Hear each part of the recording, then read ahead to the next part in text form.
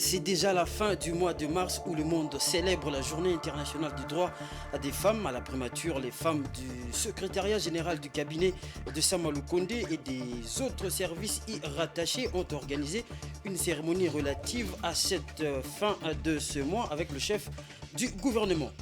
Au-delà de nos frontières, l'entreprise Kenya Airways a réalisé une lourde perte, une fois de plus en 2022, de l'ordre de 290,5 millions de dollars américains. C'est la plus grande perte subie par une firme cotée en bourse de Nairobi.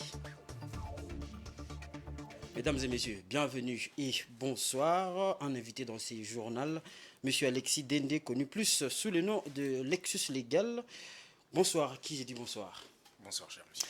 Vous êtes cadre du parti politique Engagement Citoyen pour le Développement SID, mais aussi cadre de la plateforme politique Lamoka. Avec vous, nous allons aborder l'actualité, notamment la loi Tchani, le gouvernement qui vient justement de sortir et les remises et reprises ont même déjà fini, mais aussi la question de l'insécurité à l'Est.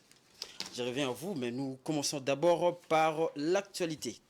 Ouvrons ce journal par cette information en bref. Après leur nomination, il y a une semaine, les membres du gouvernement Samalou Kondé II ont pris part à leur première réunion du Conseil des ministres ce vendredi 31 mars. C'est le chef de l'État, Félix Tshisekedi, qui a présidé à cette réunion en présentiel. Nous y reviendrons avec force détail dans nos prochaines éditions.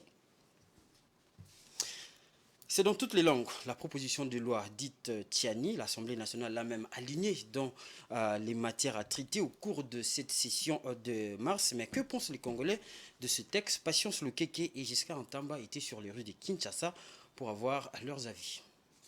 En ce qui concerne cette nationalité de père et de mère, c'est une bonne chose, mais ça ne peut pas se faire maintenant parce que nous avons l'état de siège. Comme on n'a pas encore levé l'état de siège, on ne peut pas toucher la Constitution, c'est que je sache, à ce que notre Constitution le dit. Et vous croyez que la loi Tchani vient seulement, Tchani l'a inventée? Non, il n'a pas inventé la roue. La loi, ce que vous appelez Tchani, ou la loi de la nationalité congolaise, elle exista sous la Deuxième République. Et c'est une loi qui privilégiait vraiment que peut être le président de la République ou candidat, président de la République ou candidat du parti, parce que là c'était parti un peu, quelqu'un qui a ses deux parents d'origine congolaise. Moi-même je suis congolais à 100%. Je suis né au Congo et je vis au Congo. Je suis contre ça. Je suis contre ça. Pourquoi depuis que ça vous, depuis le premier président de la République, il y a eu déjà combien de présidents qui ont passé? Il y a eu le président Kassavubu, il y a eu Mobutu, il y a eu Kabila le fils, maintenant c'est Tshisekedi. Pourquoi aujourd'hui nous faire sortir ça aujourd'hui? Pourquoi on n'a pas fait sortir ça à l'époque de Mobutu? Ça c'est contre, je suis contre ça. Je suis congolais à 100%, mais je suis contre ça. Si j'étais au Parlement, je devrais annuler ça dans les médias. Bon voilà, comme je vous ai dit à l'entame de ce journal, je ne suis pas seul sur ce plateau, je suis avec Alexis Dende qui est cadre du parti politique SID, mais aussi de la Mouka. Nous allons parler avec vous, bien évidemment. Je tourne vers vous. Rebonsoir. Très bonsoir. Commençons par cette loi Tchani. Est-ce que ne pensez-vous pas que certaines fonctions du pays doivent normalement être verrouillées, notamment la présidence de la République et d'autres fonctions régaliennes? La bonne question serait, tout en vous remerciant pour votre question, enfin nous on la pose autrement. Aujourd'hui, on peut se poser la question sur l'opportunité, le moment, le timing. Nous pensons qu'en 2021, ils avaient soulevé à peu près cette histoire de cette proposition de loi qui a été rejetée, c'est ce que j'ai compris, parce qu'ils trouvaient que ça violait la Constitution. Mais au-delà de ça, maintenant, qu'est-ce qui a changé? Ils ont rajouté des virgules, des points. Qu'est-ce qui a changé maintenant pour que ça revienne? Nous pensons clairement que cette proposition de loi est une distraction. C'est une vaste distraction. En fait, au fond, c'est une diversion pour occuper les Congolais. Mais il y a des problèmes. Aujourd'hui, le président élu Martin Fayulu a tweeté. et appeler les gens d'être très très vigilants. Il y a des choses qui sont beaucoup plus importantes qui sont en train de se passer dans notre pays.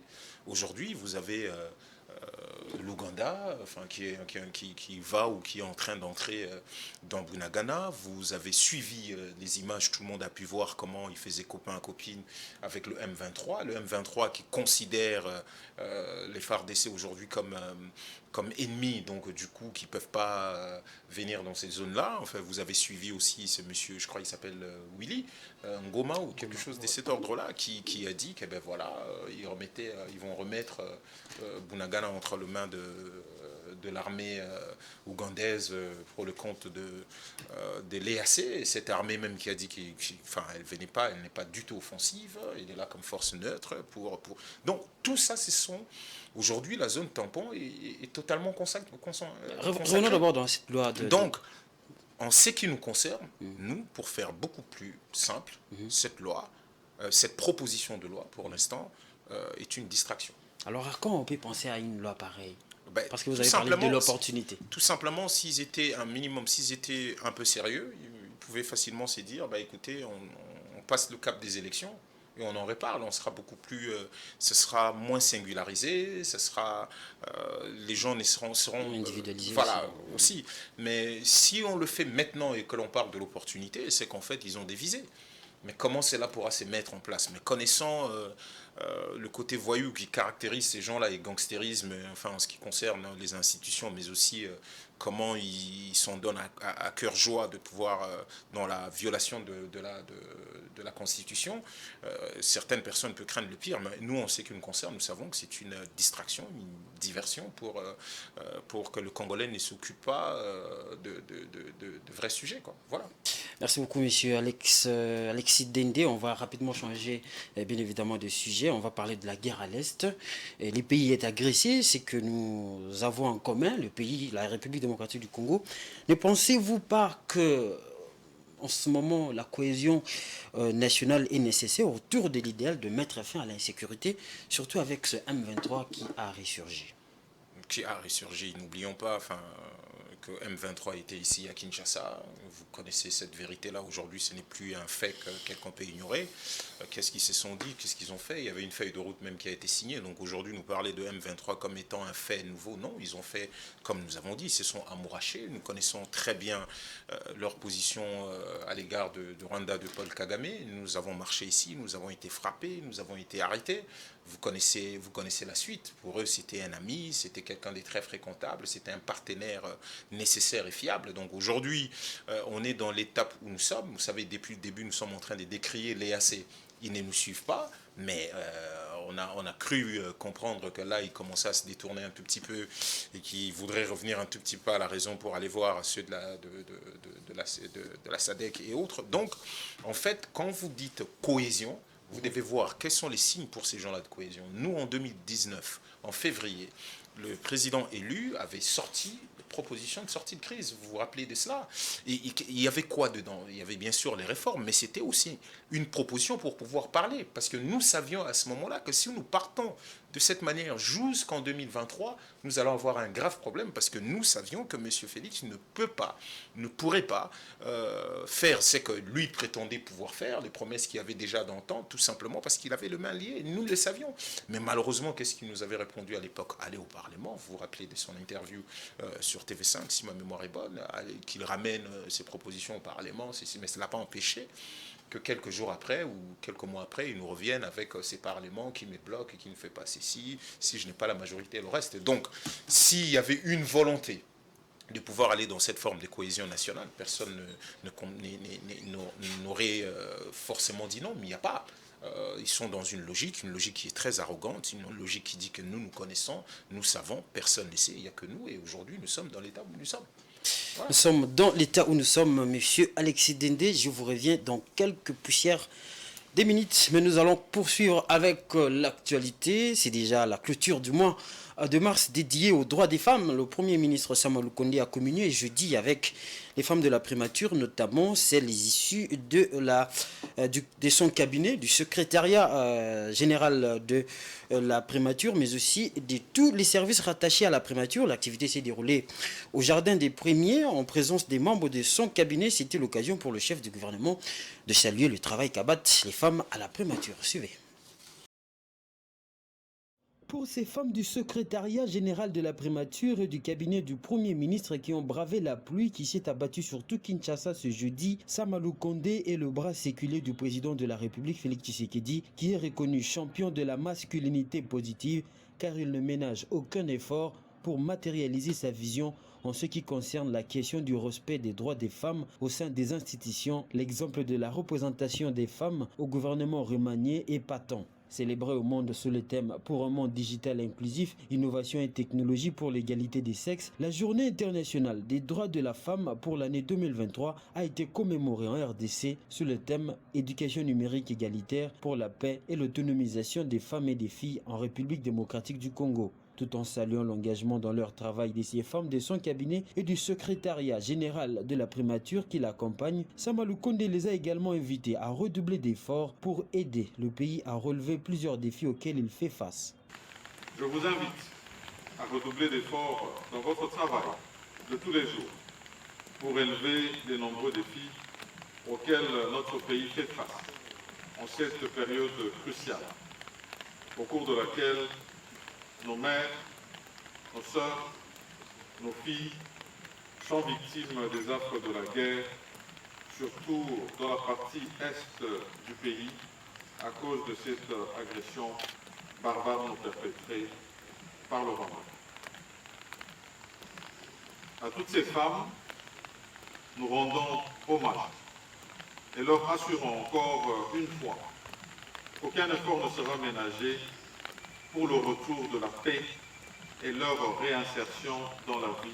Signalant que cette importante activité a été sanctionnée par un échange de cadeaux entre le Premier ministre Samalou Kondé et les femmes de la primature. Voilà, maître, monsieur Alexis Dende, je reviens à vous.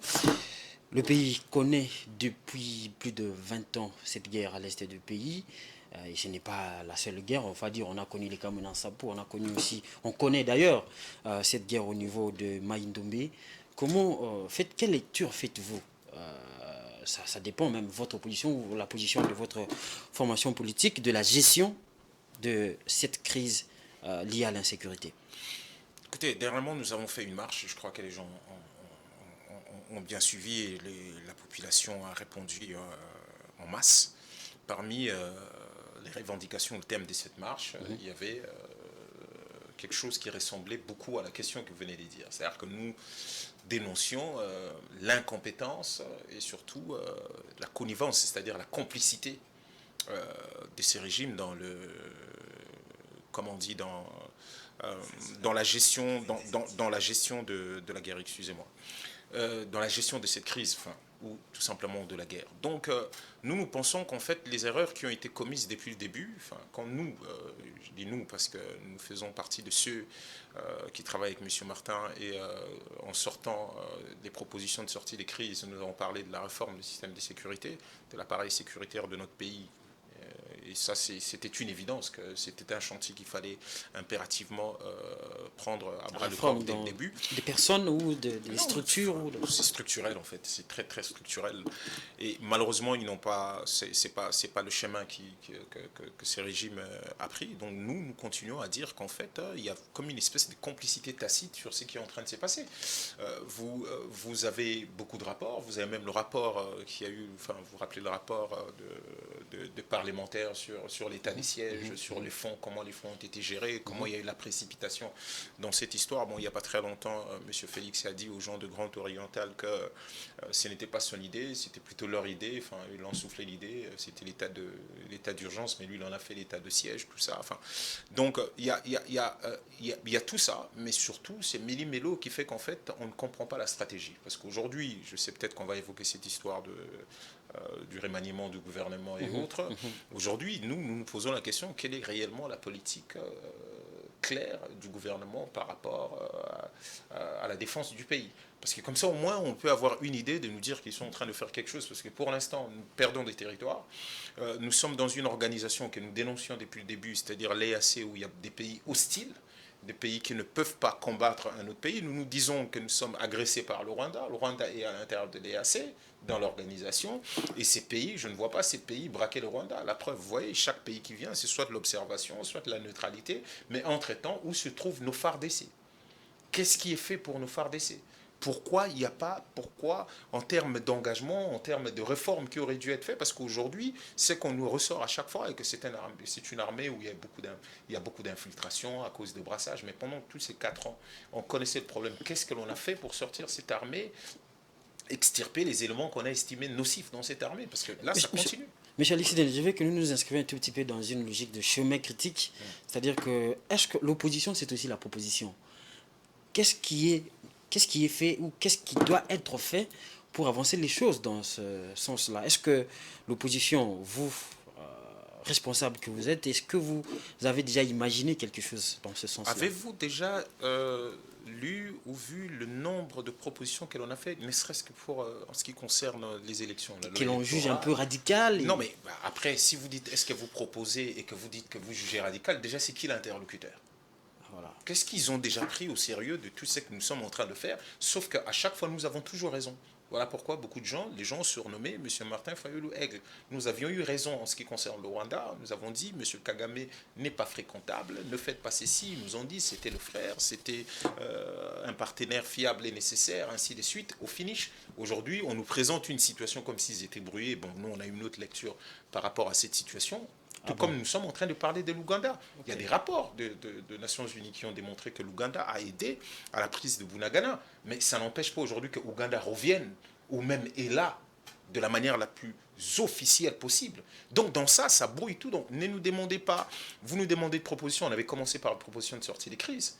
C'était des propositions. Le mois a été bien choisi. Qu'est-ce qu'ils en ont fait? Est-ce ils nous ont suivis? Est-ce qu'ils ont dit, OK, on peut s'asseoir pour en parler? Aujourd'hui, on a énormément de problèmes en ce qui concerne les élections. Depuis combien de temps nous disons qu'il fallait qu'on trouve un cadre consensuel pour que l'on puisse parler? Pour nous, ça a toujours été très clair. C'est quoi les parties prenantes par rapport à cela? C'est la MOUCA, c'est l'Union Sacrée, c'est le FCC, et c'est la société civile. Nous nous mettons ensemble et nous parlons par exemple du processus électoral. Nous parlons, c'est quoi le terme de référence? Parce que nous ne voulons sans penser au pouvoir, sans penser au mais voilà, des gâteaux. pas de partage, parce que nous avons déjà levé l'option de ne jamais travailler avec ces gens. Parce que nous sommes issus des urnes, et nous avons parlé de la vérité des urnes, nous sommes de la MOUCA, et la MOUCA, c'est aussi la reconquête, c'est aussi faire respecter la vérité des urnes. Qu'est-ce qu'on va parler dans cette histoire-là? On va parler de la composition de la CENI, du bureau de la CENI, on va parler de la loi électorale, on va parler de la composition de la Cour constitutionnelle.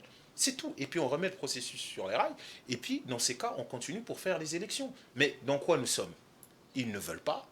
La CENI semble présenter un certain nombre de difficultés, nous dénonçons dans Coel. Ok, vous voyez le Bérésina qui se passe à ce niveau, et lui-même semble commencer à balbutier, à dire que tiens, peut-être qu'il y aura des élections, tiens, si la crise persiste, il peut y avoir des problèmes. Donc, dans tout ça, il faut savoir qu'il faut déjà avoir un interlocuteur. Mais s'ils sont dans leur logique, nous avançons. Monsieur Alexis, nous allons chuter avec cette question, c'est quand même l'actualité, on doit quand même l'aborder. Et le gouvernement vient de voir le jour, le gouvernement Samuel Kondede. Avec quel regard regardez-vous ce gouvernement? Très simplement, c'est l'équipe de campagne de M. Félix. Il vient de mettre en place son équipe de campagne. Bon, là, il a quand même il a présenté des choses de sa manière, mais pour nous, c'est un non-événement. Ce sont des gens qui étaient déjà au gouvernement depuis longtemps. Enfin, M. Bemba était dans ce gouvernement-là par ces gens. Enfin, Mme F. Bazaïba et consorts sont du MLC. M. Vital Kamere aussi était dans ce gouvernement. Maintenant, bon, si eux-mêmes sont entrés, pour nous, c'est une équipe de campagne maintenant qui a de nouveaux accès. Enfin, ils ont accès directement au trésor public, dont nous savons ce qu'il y aura à faire. C'était un tout petit peu triste, je crois l'avoir dit dans un certain nombre des émissions. Enfin, en ce qui concerne le rapport au mapping, je crois que les gens qui parlaient de la justice transitionnelle sont aujourd'hui servis. Quelle est la volonté de ces gens d'aller dans une logique de justice transitionnelle alors que les gens qui sont cités dans ces rapports-là se retrouvent au gouvernement? En ce qui concerne la lutte anticorruption, je crois que c'est suffisamment clair.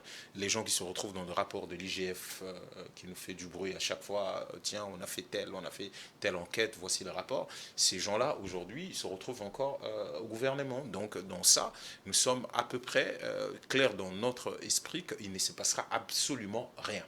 Vous êtes d'accord avec moi, vous avez l'article 93 de notre Constitution qui dit que le ministre en fait est responsable de son département, mais applique la politique gouvernementale sous la direction du Premier ministre. Bon, c'est toujours M. Félix qui préside les conseils de gouvernement. Nous sommes un peu surpris de voir que pour la première fois, il a fait, bon, pour il y a très longtemps, depuis un long moment, c'est là qu'on l'a vu en présentiel en train d'animer. Alors, si ces gens-là ne sont que responsables de leur secteur, donc ce sont des responsables sectoriels appliquant une politique gouvernementale, un programme gouvernemental, par quel miracle vous voulez avoir des résultats sur terrain? C'était la même politique qui a été appliquée depuis lors, donc on ne va pas humilier ceux qui étaient dans ce poste-là, que ce soit le ministre de la Défense, qui se retrouve aujourd'hui ministre de la recherche scientifique, d'après ce que j'ai compris. Donc aujourd'hui, nous ne voyons pas quel miracle il va y avoir, parce qu'en fait, c'est toujours sur le même programme qu'ils sont en train de faire, qu'ils sont en train d'appliquer, à moins qu'on nous dise qu'il y a une espèce de disposition aujourd'hui qui permet au ministre de pouvoir naviguer seul et de trouver des résultats. Merci beaucoup, monsieur Alexis Dendé, appelé aussi Lexus Légal. Je rappelle aussi que vous êtes un artiste rappeur congolais très connu dans notre pays. Merci d'être passé chez nous. Merci. On poursuit avec l'actualité. Elle est l'une des rares femmes qui agissent dans le secret, sans faire beaucoup de bruit dans le public. La clôture de ce mois de la femme est dédiée aussi à Madame Bibombe Liliane, activiste sociale militante de l'autonomisation de la femme et des droits des enfants. Elle participe également au développement économique de la RDC sur diverses formes. Je vous laisse suivre son portrait réalisé par Enoch Issei dans la rubrique Femmes du jour. Appelée par sa base maman sociale, de son vrai nom, Liliane Bibombe Oseka Mwimbia Kalengai, une dame à multiples casquettes dans la classe sociale. Après ses brillantes études humanitaires, elle poursuivit ses études universitaires à la colline inspirée, dite l'Université de Kinshasa, dans la faculté des droits, seule faculté au masculin. Avocate au barreau de Kinshasa Matete, Madame Liliane Bibombe ne s'est pas arrêtée là. Elle a poursuivi ses études en master en droit de l'homme, qui à ses jours n'est pas qu'une simple option, mais toute une passion pour elle. Elle sera ensuite recrutée dans un programme belge après un vibrant cursus universitaire pour l'actualisation du code larcier congolais pendant 2 ans. Ces projets lui a servi d'escalier pour atteindre le réseau des citoyens et démocratie, RCM en sigle, une organisation internationale belge pour la formation de parajuristes. Liliane Bibombe s'est engagée par la suite dans Médecins sans frontières Belgique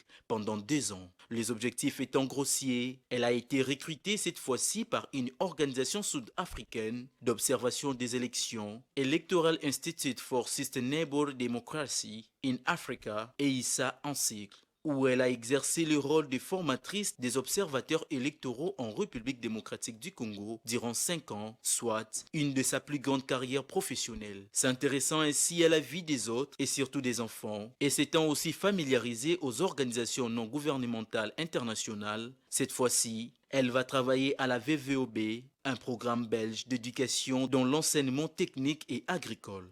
Durant 5 ans, elle a été chargée des programmes. Actuellement, chargée des programmes et formations à l'École nationale de la territoriale, Liliane Bibombe dispose pas mal d'ambitions à réaliser. De 1999 en 2000, elle a travaillé dans Afrique Édition avec comme profil assistante juridique, où elle avait pour tâche réaliser la recherche et collecter des données juridiques. Comme tout autre citoyen qui milite pour le développement de son pays, Liliane Bibombe ambitionne travailler dans des organes décisionnels du pays afin d'apporter sa pierre dans l'édifice de la démocratie dans notre chère patrie, le Congo. Actuellement en pleine rédaction, bientôt paraîtra son livre sur les élections, dénommé « Le cycle électoral congolais, un éternel chantier ». Ces différents atouts acquis dans divers domaines de la vie lui ont poussé à s'engager dans l'entrepreneuriat dans un pays où la crise alimentaire gangrène la population. Elle nourrit par son entreprise de transformation agroalimentaire pas mal de quinoa,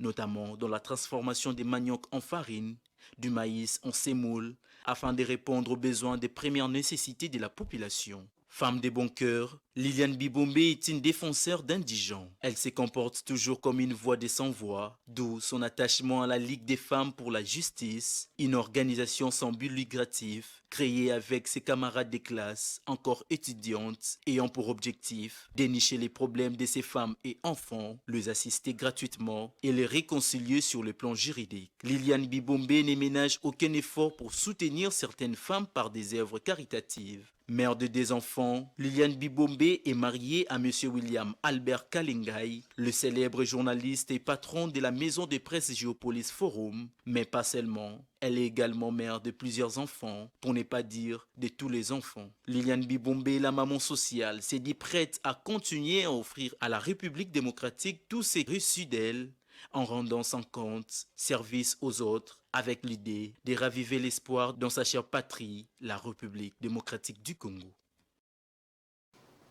On va faire place au dossier du jour.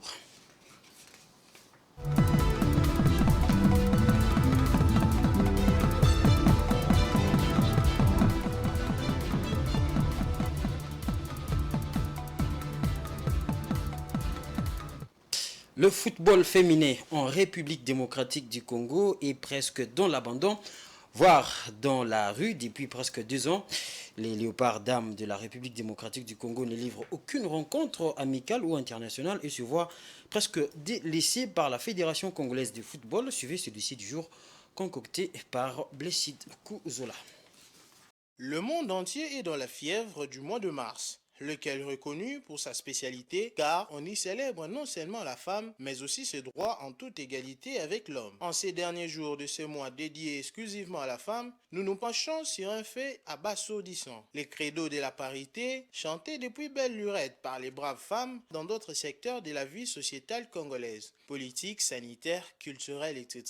Tandis que dans le sport en général et football en particulier, c'est loin d'être une évidence. En effet, si les Léopards seniors messieurs ne manquent jamais de se produire avec des matchs internationaux à chaque fois qu'une fenêtre FIFA s'ouvre, chez les dames, l'impression est que les décrets de la mort de la sélection senior semblent être signés par ceux qui sont censés en toute logique planifier, organiser, programmer des rassemblements pour cette sélection, chose qui n'est pas le cas fort malheureusement. Car, dans moins de 7 jours, la sélection nationale senior féminine de la RDC totalisera 2 ans sans un moindre match amical qu'officiel dans le PAT. Le dernier en date est celui disputé sur les gazons artificiels du stade de Martyrs face au Congo. Ces jours-là, les Léopards dames avaient sévèrement corrigé les Diables Rouges dames sur un score salé de 4-0. Depuis, un silence bat son plein de ses côtés en termes de production sur les gazons. Dans le cadre des sélections de football en RDC, la FECOFA en qualité de snob, cette valeur vitale est fait montre d'une discrimination de haute gamme à l'heure de la parité, le fait en dise plus. 2 fois consécutives dans cette tranche de 2017 en 2021, les Léopards dames, indépendamment de leur gré, étaient contraintes de renoncer aux éliminatoires de la CAN féminine Ghana 2018 et Maroc 2022. Engagées dans ces messes, les footballeuses ne pouvaient faire les déplacements de Nairobi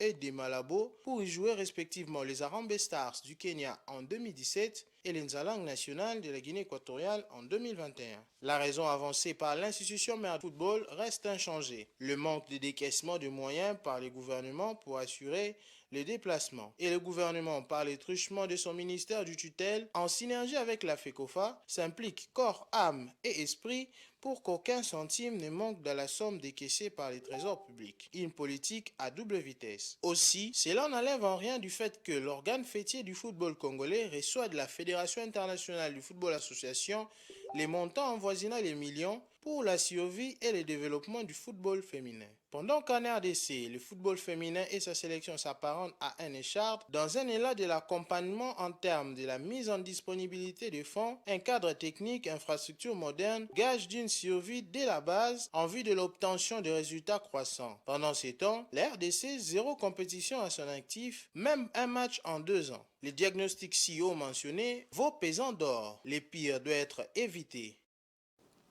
On va rester en sport pour parler des Claude de François Kaboulou. Mona Kaboulou qui a pris officiellement ses fonctions au poste de ministre de tutelle après la cérémonie de remise et reprise effectuée ce vendredi 31 mars 2023 avec le secrétaire général au sport, Bodi Ilongo, le ministre sortant Serge Condé étant en déplacement. Les détails avec Blesside Kouzola. Le nouveau ministre des Sports et Loisirs, François Kaboulou-Mwana Kaboulo, a été officiellement installé ce vendredi 31 mars 2023 à l'issue d'une cérémonie de remise et reprise présidée par le secrétaire général au sport, Bodi Ilonga. Ce, à l'absence du ministre des Sports sortant, Serge Kondechembo. Malgré son absence, quelques membres de son cabinet ont participé à cette cérémonie. Son absence serait due à son déplacement à l'étranger. Jusqu'à sa nomination à la tête du ministère des Sports, François Kaboulou-Mwana Kaboulo exercé comme journaliste sportif à la radio-télévision nationale congolaise RTNC. Il fut également l'un des célèbres commentateurs des événements sportifs de la RDC. Les difficultés à relever sont immenses dans ce secteur sportif. Déjà, plusieurs amoureux du football se plaignent de l'arrêt du championnat depuis presque 4 mois. François Kaboulo avait promis aux sportifs congolais le jour de sa nomination de travailler ensemble avec toutes les couches pour la réussite de cette branche en panne depuis plusieurs années.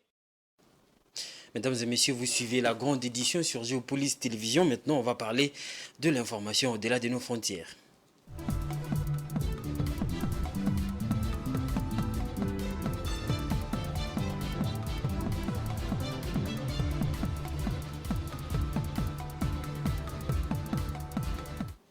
En 2022, Kenya Airways, la compagnie nationale aérienne du Kenya, a enregistré l'une des pires performances de son histoire. Les pertes de la compagnie ont plus que doublé, passant de 120,5 millions de dollars américains en 2021 à 290,5 millions de dollars américains en 2022. Ce résultat signifie également la plus grande perte pour une entreprise cotée en bourse à Nairobi, d'après un communiqué de Kenya Airways publié le 27 mars 2023. Suivez nos amis d'Africa 24. Dans un communiqué paru le 27 mars 2023, la compagnie aérienne nationale du Kenya, Kenya Airways, a annoncé avoir enregistré une perte record de 290,5 millions de dollars en 2022. C'est l'un des pires résultats de l'histoire du transporteur et la plus grande perte pour une entreprise cotée en bourse de Nairobi, indique le communiqué. Les pertes de Kenya Airways ont plus que doublé, passant de 120,5 millions de dollars en 2021 à 290,5 millions de dollars en 2022. Il faudra que le Kenyan Airways se ressaisisse et puis essaie d'être plus agressif pour augmenter justement ses capacités financières en augmentant aussi ses passagers. Et ça, il faudra essayer de diminuer les coûts des billets. Et puis, il faudra que Kenyan Airways fasse des alliances avec, par exemple, le géant Ethiopian Airways et puis, pourquoi pas, avec la South African Airways pour que les compagnies africaines puissent profiter justement du boom du transport aérien. Kenya Airways attribue cette contre-performance à la dépréciation du shilling kenyan, à l'augmentation du prix du kérosène représentant 53% de ses coûts d'exploitation directs et à l'accumulation de dettes estimées à 2,1 milliards de dollars. Malgré cette perte, le nombre de passagers s'est établi à 3,7 millions, en hausse de 68% sur un an. Le chiffre d'affaires de la compagnie a également augmenté de 66%, passant de 533 millions de dollars en 2021 à 887 millions de dollars en 2022. Le Kenya est un acteur majeur de l'Afrique centrale, de l'Afrique orientale, et il ne faudrait pas que cette place forte soit prise par d'autres pays, d'autres continents. Donc on souhaite réellement que le gouvernement kenyan veille à ce que Kenyan Airways puisse continuer à exister dans de meilleures conditions, avec une meilleure rentabilité et puis avec plus d'avions pour transporter plus de passagers. Depuis une décennie, Kenya Airways traverse une situation financière délicate et un problème de gestion. Les pertes accumulées atteignant 1,3 milliard de dollars dans le cadre des renflouements de l'État. Pour rappel, Kenya Airways transporte près de 4 millions de passagers vers 42 destinations chaque année. Enfin, au Soudan, les achats de blé sur le marché international sont attendus à 3,5 millions de tonnes en 2023. C'est ce qu'a indiqué l'Organisation des Nations Unies pour l'alimentation et l'agriculture, FAO, en sigle. Ce volume, qui représente plus de 97% de besoins totaux d'importation en céréales du pays, marquerait une hausse importante comparativement au stock précédent, soit 2,7 millions de tonnes. Jojo Moulamba pour le détail. Après le sorgho et le mil, le blé est la troisième graminée produite au Soudan. Dans le même temps, il s'agit de la céréale la plus consommée par la population avec de besoins sans cesse croissants qui tirent les importations. Pour cette année 2023, les achats de blé sur le marché international sont attendus à 3,5 millions de tonnes. Cette situation est d'abord liée à une baisse de la production escomptée cette année. Dans le pays situé dans le nord-est de l'Afrique, la récolte devrait en effet chuter de 30% à 476 000 tonnes en raison de la contraction de superficie plantée. Selon certains producteurs, le gouvernement n'a plus racheté leur production de blé comme stipulé l'année dernière, ce qui a fait qu'ils ont été réticents pour planter ou non, faute de moyens pour assumer le charge. Plus globalement, d'après la FAO, la hausse de la dépendance vis-à-vis du marché international pour l'approvisionnement reste critique à un moment où le pays doit faire face à une augmentation du nombre de personnes en insécurité alimentaire. Cette situation aura un impact majeur sur la sécurité alimentaire dans la mesure où le cours international du blé continue à augmenter et que la livre soudanaise s'affaiblit, explique la FAO qui estime tout de même que plus du tiers de la population a été en proie à une insécurité alimentaire aiguë en 2022. Pour rappel, le Soudan a importé en 2022 pour 1 milliard de dollars américains de blé et de farine, ce qui en fait le 5e plus gros acheteur continental derrière l'Égypte, l'Algérie, le Nigeria et le Maroc. Le pays dépend essentiellement pour son approvisionnement des fournisseurs de la mer Noire, dont la Russie, l'Ukraine et la Roumanie. On va faire place à la revue de presse concoctée par Edouard Funda.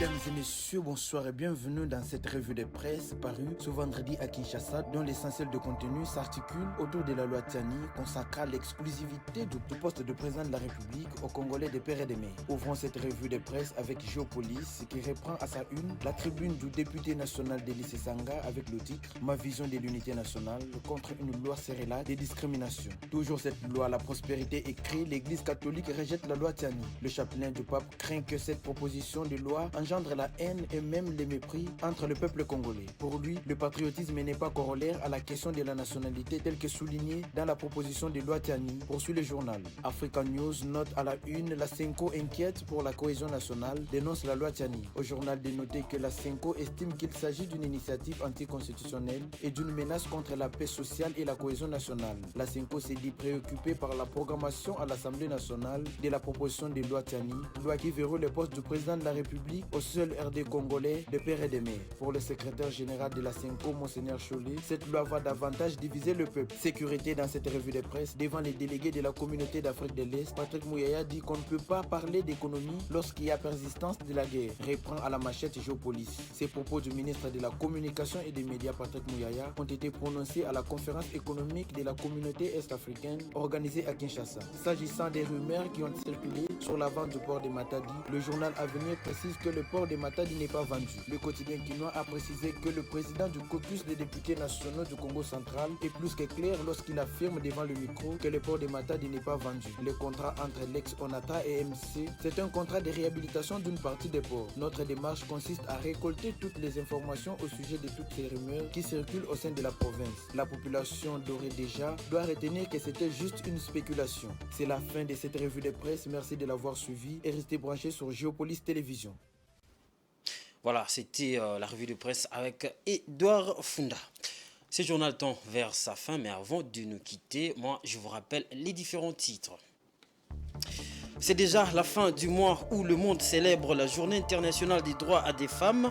À la primature, les femmes du secrétariat général du cabinet de Samalou Kondé et des autres services rattachés à la primature ont organisé une cérémonie relative avec le chef du gouvernement. Au-delà de nos frontières, l'entreprise Kenya Airways a réalisé une lourde perte une fois de plus en 2022 de l'ordre de 290,5 millions de dollars américains. C'est la plus grande perte subie par une firme cotée en bourse de Nairobi. La fin totale de ce journal. Mesdames et messieurs, merci de l'avoir suivi et restez branchés sur le programme des Géopolis Télévision.